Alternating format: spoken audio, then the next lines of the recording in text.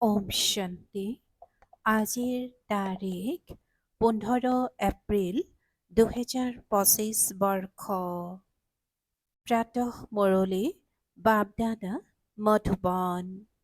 আজিৰ পিতাৰ অমৃতবাণী হৈছে, মৰমৰ সন্তানসকল, পিতাই তোমালোক আত্মাসকলৰ সৈতে আন্তৰিক বাৰ্তালাপ কৰে। তোমালোক 21 জন্মৰ কাৰণে নিজৰ জীৱন বীমা কৰিবলৈ পিতাৰ ওচৰলৈ আহিছা। তোমালোকৰ জীৱন এনেকৈ বীমাকৰণ হৈ যায় যে তোমালোক অমৰ হৈ যোৱা।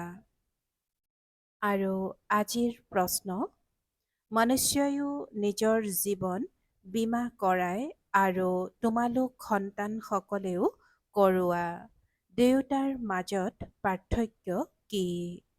পিতাই উত্তৰত কৈছে, মনুষ্যই নিজৰ জীৱন বীমা কৰায় যাতে মৃত্যু হ'লে পৰিয়ালৰ সদস্যসকলে পইচা পায়। তোমালোক সন্তানসকলে বীমা কৰোৱা যাতে 21 জন্ম আমি নমৰোৱেই, অমৰ হৈ যাওঁ। সত্যযুগত কোনো বীমা কোম্পানী নাথাকে। এতিয়া তোমালোকে নিজৰ জীৱন বীমা কৰি দিয়া পাছলৈ আৰু কেতিয়াও নমৰা। এইটো আনন্দ থাকিব লাগে। আৰু আজিৰ গীত, ইয় কণ আজ আয়া সবেৰে। ইয় কণ আয়া আজ সবেৰে, অৰ্থাৎ এয়া কোন আহিল আজি প্ৰভাতে প্ৰভাতে। ওম শান্তি। আত্মিক পিতা বহি আত্মিক সন্তানসকলৰ সৈতে আন্তৰিক বাৰ্তালাপ কৰে। তোমালোক সন্তানসকলে জানা, পিতাই এতিয়া আমাৰ 21 জন্মটো বাদেই 40ৰ পৰা 50 জন্মলৈকে বীমা কৰাই আছে। জগতৰ লোকসকলে বীমা কৰায় যাতে মৃত্যু হ'লে তেওঁলোকৰ পৰিয়ালে পইচা পায়। তোমালোকে বীমা কৰোৱা যাতে 21 জন্মলৈকে নমৰায়। অমৰ কৰি নতুলে জানো। তোমালোক অমৰ আছিলা, মূল লোকো অমৰ লোক। তাত মৰা বা জীয়াই থকাৰ কথাই নাথাকে। সেয়া হ'ল আত্মাসকলৰ নিবাসস্থান। এতিয়া এই আন্তৰিক বাৰ্তালাপ পিতাই নিজৰ সন্তানসকলৰ সৈতে কৰে আৰু অন্য কাৰো সৈতে নকৰে। যিসকল আত্মাই নিজক জানে তেওঁলোকৰ সৈতেহে কথা পাতে, বাকী অন্য কোনেও পিতাৰ ভাষাক নুবুজিবই। প্ৰদৰ্শনীত ইমানবিলাক আহে, তেওঁলোকৰ ভাষা বুজে জানো? কোনোবাই কাচিতহে অলপ বুজি পায়। তোমালোককো বুজাওঁতে বুজাওঁতে কিমান বছৰ হ'ল, তথাপিও কিমান কম সংখ্যকে বুজে। হওঁতে ছেকেণ্ডতে বুজিবলগীয়া কথা আমি আত্মাসকল যি পাৱন আছিলোঁ সেইসকলেই পতিত হৈ গ'লোঁ আৰু আমি পাৱন হ'ব লাগে। তাৰ কাৰণে মৰমৰ পিতাক স্মৰণ কৰিব লাগে। তেওঁতকৈ মৰমৰ আৰু একো বস্তু নাথাকে। এই স্মৰণ কৰাৰ ক্ষেত্ৰতেই মায়াই বিঘিনি আনে। এইটো জানা যে বাবা আমাক অমৰ কৰি তুলিবলৈ আহিছে, পুৰুষাৰ্থ কৰি অমৰ হৈ অমৰপুৰীৰ মালিক হ'ব লাগে। অমৰটো সকলোৱে হ'ব, সত্যযুগক কোৱাই হয় অমৰ লোক। এয়া হ'ল মৃত্যুলোক, এয়া হৈছে অমৰ কথা। এনেকুৱা নহয় যে কেৱল শংকৰে পাৰ্বতীক অমৰ কথা শুনাইছিল, সেই সকলোবোৰ হ'ল ভক্তিমাৰ্গৰ কথা। তোমালোক সন্তানসকলে মাত্ৰ মোৰ অৰ্থাৎ এজনৰ পৰাই শুনা। মাম একম, অৰ্থাৎ একমাত্ৰ মোকেই স্মৰণ কৰা। জ্ঞান মইহে দিব পাৰোঁ। ড্ৰামাৰ পৰিকল্পনা অনুসৰি গোটেই সৃষ্টি তমোপ্ৰধান হৈ গ'ল। অমৰপুৰীত ৰাজ্য কৰা, তাকেই অমৰ পদ বুলি কোৱা হয়। তাত বীমা কোম্পানী আদি নাথাকে। এতিয়া তোমালোকৰ জীৱন বীমা কৰি আছে, তোমালোকৰ কেতিয়াও মৃত্যু নহ'ব। বুদ্ধিত এইটো আনন্দ থাকিব লাগে, আমি অমৰপুৰীৰ মালিক হ'মগৈ। তেন্তে অমৰপুৰীক স্মৰণ কৰিব লাগে, মূল লোক হৈয়ে যাব লাগিব। এয়াও মন মনা ভৱ হৈ যায়। মূল লোকৰ স্মৃতিত থকাটো হৈছে মন মনা ভৱ। অমৰপুৰীৰ স্মৃতিত থকাটো হৈছে মধ্যাজিত ভৱ। প্ৰতিটো কথাতেই দুটা শব্দই আহে। তেওঁলোকক পিতাই কৈছে যে স্মৃতিত থকাটো হৈছে মধ্যাজিত ভৱ। প্ৰতিটো কথাতেই দুটা শব্দই আহে আৰু তোমালোকক কিমান প্ৰকাৰেৰে অৰ্থ বুজোৱা হয়। গতিকে বুদ্ধিত ধাৰণ হ'ব লাগে। সকলোতকৈ বেছি পৰিশ্ৰম ইয়াতেই হয়। নিজক আত্মা বুলি নিশ্চয় কৰিব লাগে। আমি আত্মাই এই জন্ম লৈছোঁ। 84 জন্মত আমি ভিন্ন ভিন্ন নাম, ৰূপ, দেশ, কালৰ মাজেৰে ঘূৰি আহিছোঁ। সত্যযুগত ইমান জন্ম, ত্ৰেতাত ইমান, এইটো বহুত সন্তানে পাহৰি যায়। মুখ্য কথা হৈছে নিজক আত্মা বুলি বুজি মৰমৰ পিতাক স্মৰণ কৰাটো। উঠোতে বহোতে এইটো বুদ্ধিত থাকিলে আনন্দিত হৈ থাকিবা। আকৌ বাবাৰ আগমন হৈছে, যাক আমি আধাকল্প স্মৰণ কৰিলোঁ। সেয়ে পিতাই কৈছে যে আকৌ বাবাৰ আগমন হৈছে, যাক আমি আধাকল্প স্মৰণ কৰিলোঁ, যে আহক, আহি আমাক পাৱন কৰি তোলক। পাৱন হৈ থাকে মল্লুক আৰু অমৰপুৰী সত্যযুগত। ভক্তিত মনুষ্যই পুৰুষাৰ্থ কৰে মুক্তি বা কৃষ্ণপুৰীলৈ যাবৰ কাৰণে। মুক্তি বুলি কোৱা অথবা নিৰ্বাণধাম বুলি কোৱা বানপ্ৰস্থ শব্দটি শুদ্ধ। বানপ্ৰস্থীসকলতো চহৰতেই থাকে, সন্ন্যাসীসকলেতো ঘৰ সংসাৰ এৰি জংঘললৈ গুচি যায়। আজিকালিৰ বানপ্ৰস্থীসকলৰ কোনো শক্তি নাই। সন্ন্যাসীয়েতো ব্ৰহ্মকেই ভগৱান বুলি কৈ দিয়ে, ব্ৰহ্মলোক বুলি নকয়। এতিয়া তোমালোক সন্তানসকলে জানা যে পুনৰ্জন্মটো কাৰোৱেই বন্ধ নহয়। নিজৰ নিজৰ ভূমিকা সকলোৱে পালন কৰে। আৱাগমনৰ অৰ্থাৎ অহা আৰু যোৱাৰ পৰা কেতিয়াও মুক্তি পাব নোৱাৰে। এই সময়ত কোটি কোটি মনুষ্য আহে। এই সময়ত কোটি কোটি মনুষ্য আছে আৰু আহি থাকিব, পুনৰ্জন্ম লৈ থাকিব। আকৌ প্ৰথম মহলা খালী হ'ব। মূললোক হৈছে প্ৰথম মহলা, সূক্ষ্মলোক হৈছে দ্বিতীয় মহলা, এয়া অৰ্থাৎ স্থূল লোক তৃতীয় মহলা, অথবা ইয়াক ভূমি মহলা বুলি ক'ব পাৰা। অন্য কোনো মহলা নাই। পিতাই কৈছে যে অন্য কোনো মহলা নাই। তেওঁলোকে ভাবে তৰামণ্ডলটো সৃষ্টি আছে, তৰামণ্ডলতো সৃষ্টি আছে। এনেকুৱা নহয়। প্ৰথম মহলাত আত্মাসকল থাকে আৰু বাকী মনুষ্যৰ কাৰণেটো হৈছে এইখন সৃষ্টি। তোমালোক হৈছা বেসদৰ বৈৰাগ্যিক সন্তান। তোমালোক হৈছা বেসদৰ বৈৰাগ্যিক সন্তান। তোমালোকে এই পুৰণি সৃষ্টিত থাকিও এই দুচকুৰে সকলো দেখিও সেয়া চাব নালাগে। এইটো হৈছে মুখ্য পুৰুষাৰ্থ, কিয়নো এই সকলোবোৰ শেষ হৈ যাব। এনেকুৱা নহয় যে সংসাৰ ৰচাই হোৱা নাই, ৰচি থোৱা আছে, কিন্তু তাৰ প্ৰতি বৈৰাগ্য উপজে, অৰ্থাৎ গোটেই পুৰণি সৃষ্টিৰ প্ৰতি বৈৰাগ্য। পিতাই কৈছে এইটো হৈছে মুখ্য পুৰুষাৰ্থ, কিয়নো এই সকলোবোৰ শেষ হৈ যাব। এনেকুৱা নহয় যে সংসাৰ ৰচাই হোৱা নাই, ৰচি থোৱা আছে, কিন্তু তাৰ প্ৰতি বৈৰাগ্য উপজে, অৰ্থাৎ গোটেই পুৰণি সৃষ্টিৰ প্ৰতি বৈৰাগ্য। ভক্তি, জ্ঞান আৰু বৈৰাগ্য। ভক্তিৰ পাছত হৈছে জ্ঞান, আকৌ ভক্তিৰ প্ৰতি বৈৰাগ্য উপজে। বুদ্ধিৰে বুজি পোৱা যায় যে এইখন হৈছে পুৰণি সৃষ্টি, এয়া আমাৰ অন্তিম জন্ম। এতিয়া সকলো উভতি যাব লাগে। সৰু শিশুকো শিৱ বাবাৰ স্মৃতি সোঁৱৰাই দিব লাগে। অখাদ্য খোৱাৰ বা পান কৰাৰ কোনো অভ্যাস গঢ়ি তুলিব নালাগে। শিশুকালৰ পৰা যেনেকুৱা অভ্যাস কৰোৱা তেনেকুৱাই অভ্যাস গঢ়ি উঠে। আজিকালি সংসাৰ, পিতাই কৈছে যে শিশুকালৰ পৰা যেনেকুৱা অভ্যাস কৰোৱা তেনেকুৱাই অভ্যাস গঢ়ি উঠে। আজিকালি সংগৰ দোষ বহুত বেয়া। সৎসংগই তৰাই আৰু কুসংগই বুঢ়াই। এইখন হৈছে বিষয় সাগৰ বেশ্যালয়। সত্যটো এজনেই পৰমপিতা পৰমাত্মা, ভগৱান এজনেই বুলি কোৱা হয়। তেওঁ আহি সত্য কথা বুজায়। পিতাই কয়, হে আত্মিক সন্তানসকল, মই তোমালোকৰ পিতা, তোমালোকৰ সৈতে আন্তৰিক বাৰ্তালাপ কৰি আছো। মোক তোমালোকে আহ্বান নজনোৱা জানো। তেওঁৱে জ্ঞানৰ সাগৰ, পতিত পাৱন, নতুন সৃষ্টিৰ ৰচয়িতা, পুৰণি সৃষ্টিৰ বিনাশ কৰায়। এই ত্ৰিমূৰ্তিটো প্ৰসিদ্ধ, উচ্চতকৈও উচ্চ হৈছে শিৱ বাবা। বাৰু আকৌ সূক্ষ্মলোকত আছে ব্ৰহ্মা, বিষ্ণু আৰু শংকৰ। তেওঁলোকৰ সাক্ষাৎকাৰো হয়, কিয়নো পবিত্ৰ হয় নহয়। তেওঁলোকক চৈতন্য ৰূপত এই দুচকুৰে দেখা পোৱা নাযায়, অৱশ্যে কোনোৱে ঐকান্তিক ভক্তিৰে দেখা পাব পাৰে। ধৰি লোৱা কোনোবা হনুমানৰ ভক্ত, তেন্তে তেওঁৰ সাক্ষাৎকাৰ হ'ব। শিৱৰ ভক্তসকলকতো মিছাকৈ শুনোৱা হৈছে যে পৰমাত্মা অখণ্ড জ্যোতিস্বৰূপ। পিতাই কয়, মইতো অতি সূক্ষ্ম বিন্দু। তেওঁলোকে কয়, অখণ্ড জ্যোতিস্বৰূপত ভগৱানে নিজৰ ৰূপ অৰ্জুনক দেখুৱালে।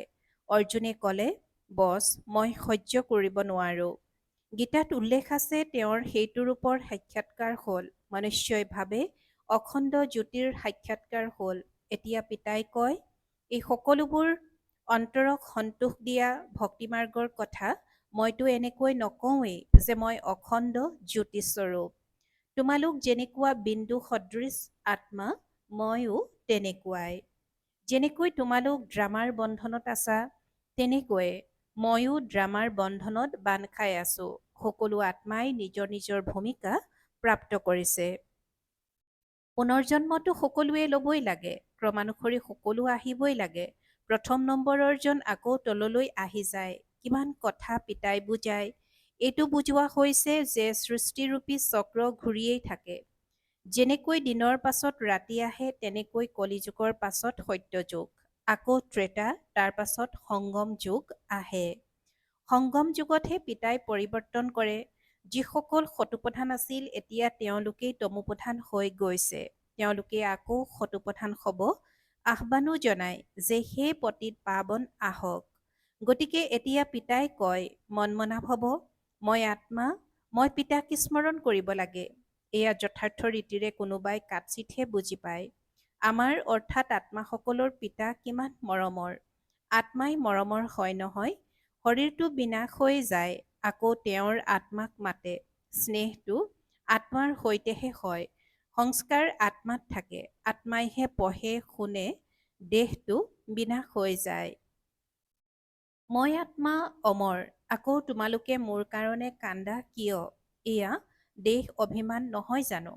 তোমালোকৰ দেহৰ প্ৰতি স্নেহ আছে, হ'ব লাগে। আত্মাৰ প্ৰতি স্নেহ, অবিনাশী বস্তুৰ প্ৰতি স্নেহ থাকিব লাগে। বিনাশী বস্তুৰ প্ৰতি স্নেহ থকাৰ বাবেই কাজিয়া পেচাল কৰে। সত্যযুগ হৈছে দেহী অভিমানী, সেয়েহে আনন্দেৰে এটা শৰীৰ এৰি অন্য এটি লয়। কন্দা কটা একোৱেই নহয়।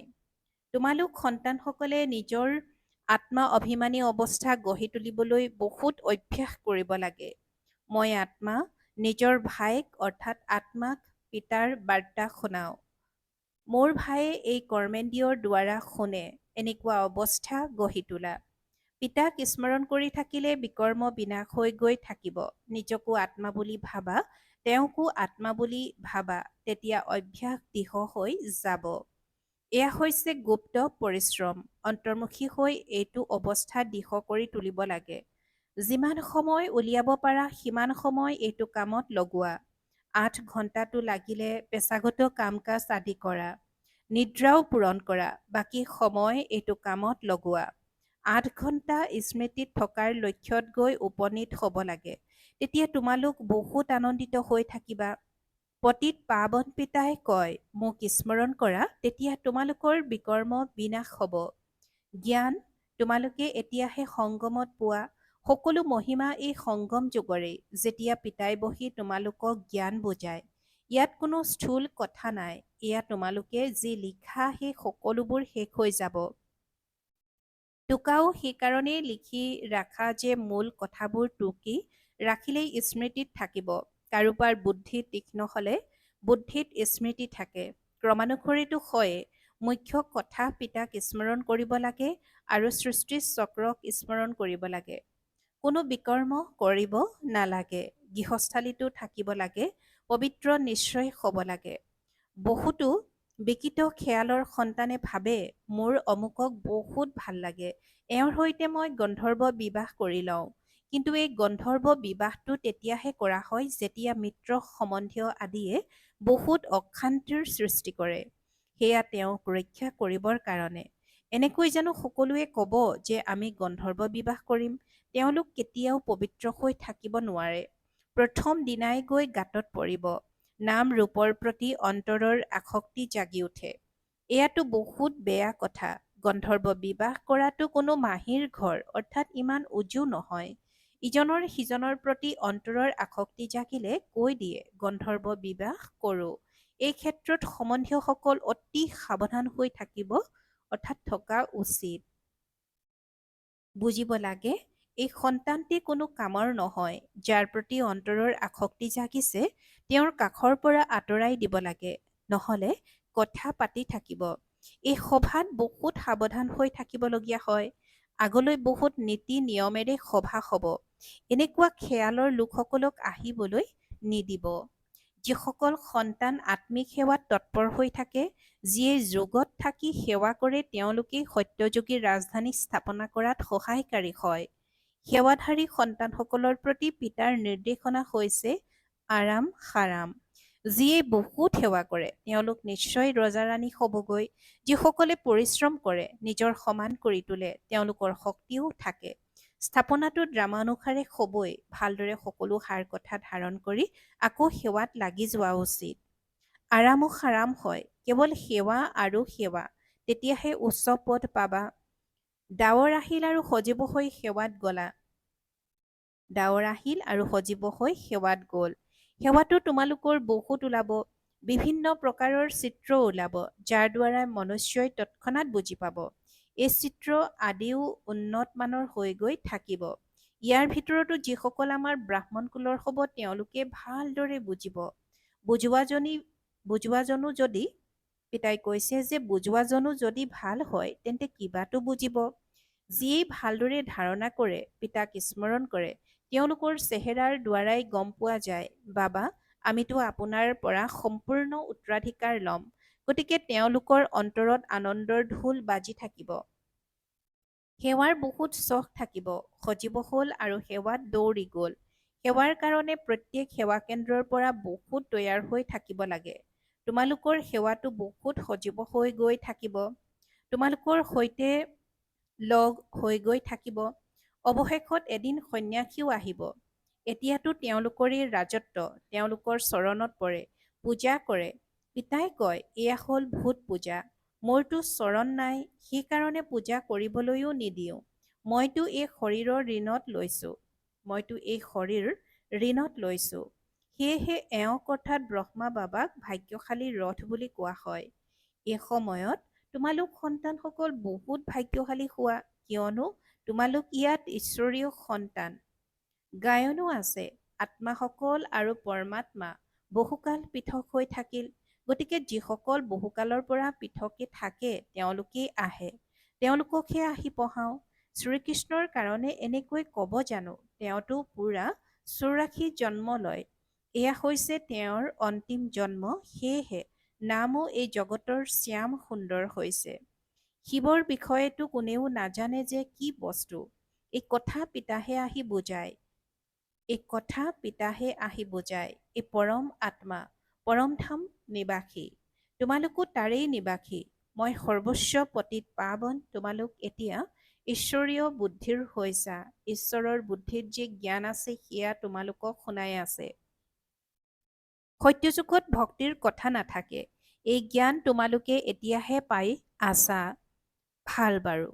অতি মৰমৰ কল্পৰ পাছত পুনৰাই মিলিত হোৱা সন্তানসকলৰ প্ৰতি মাতা পিতা বাপ দাদাৰ স্নেহপূৰ্ণ স্মৰণ আৰু সুপ্ৰভাত।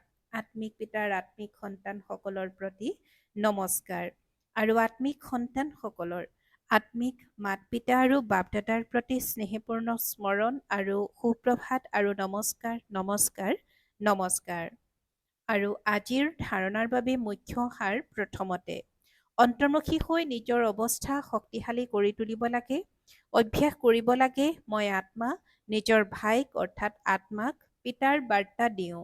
এনেকৈ আত্মা অভিমানী হোৱাৰ গুপ্ত পৰিশ্ৰম কৰিব লাগে। দ্বিতীয়তে আত্মিক সেৱাৰ চখ ৰাখিব লাগে। নিজৰ সমান কৰি তুলিবলৈ পৰিশ্ৰম কৰিব লাগে। সংগৰ দোষ বহুত লেতেৰা। নিজকে তাৰ পৰা সাৱধানে ৰাখিব লাগে। অখাদ্য খোৱা বা পান কৰাৰ অভ্যাস গঢ়ি তুলিব নালাগে। আৰু আজিৰ বৰদান, বিশ্ব কল্যাণৰ কাৰ্যত সদায় ব্যস্ত হৈ থাকোঁতা বিশ্বৰ আধাৰ মূৰ ধোৱা। আৰু আজিৰ বৰদানৰ ব্যাখ্যা। বিশ্ব কল্যাণকাৰী সন্তানে সপোনতো আজৰি হৈ থাকিব নোৱাৰে।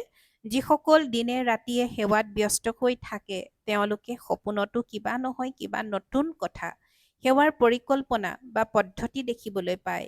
তেওঁলোক সেৱাত ব্যস্ত হৈ থকাৰ কাৰণে নিজৰ পুৰুষাৰ্থৰ ব্যৰ্থৰ পৰা আৰু আনৰো ব্যৰ্থৰ পৰা হাত সাৰি থাকে। তেওঁলোকৰ সন্মুখত বেশত বিশ্বৰ আত্মাসকল সদায় প্ৰকট হৈ থাকে। তেওঁলোকৰ অলপো অমনোযোগিতা আহিব নোৱাৰে। এনেকুৱা সেৱাধাৰী সন্তানসকলৰ আধাৰমত হোৱাৰ বৰদান প্ৰাপ্ত হৈ যায়। আৰু আজিৰ শ্লোগান। সংগম যুগৰ এটি এটি ছেকেণ্ড বৰ্ষৰ সমান, সেইকাৰণে অমনোযোগিতাত সময় ব্যৰ্থ নকৰিবা। সংগম যুগৰ এটি এটি ছেকেণ্ড বৰ্ষৰ সমান, সেইকাৰণে অমনোযোগিতাত অৰ্থাৎ সময় ব্যৰ্থ নকৰিবা। ওম শান্তি। আৰু আজিৰ অব্যক্ত সংকেত। সংযুক্ত ৰূপৰ স্মৃতিৰে সদায় বিজয়ী হ'বলৈ আজিৰ অব্যক্ত সংকেত। যাৰ লগত স্বয়ং সৰ্বশক্তিমান পিতা সংযুক্ত হৈ আছে, সৰ্বশক্তি স্ৰোত তেওঁৰ লগত থাকিব। য'ত সৰ্বশক্তি আছে ত'ত সফলতা নহ'ব, এয়া অসম্ভৱ। লৌকিকতো কোনোবা ভাল সংগী পাই গ'লে তেতিয়া তেওঁক এৰিব নোৱাৰে। এওঁতো অবিনাশী সংগী, কেতিয়াও প্ৰতাৰণা কৰোঁতা সংগী নহয়, সদায়ে সংগ দিওঁতা সংগী। সেয়েহে সদায় একেলগে থাকা। ওম শান্তি।